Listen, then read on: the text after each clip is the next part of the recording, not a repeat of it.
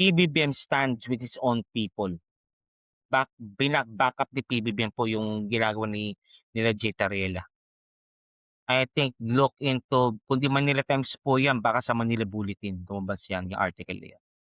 He's showing support. He's showing support po kay Jay Tarriela. Yan sana pong ginagawa po ng mga senador sa atin. Hindi nangyari. Tingnan mo, isipin ng ordinal hukbo, ano ba namang klaseng senador 'to? Kami na nakikipagpatayan sa ano, ito pa ang gagawin sa ganti sa amin? Yan isipin ng isang normal na frontliner natin na sabihin mo yan sa sa naka-situation sa sa may BRP Sierra Madre. Tignan natin kung ano sasabihin nila.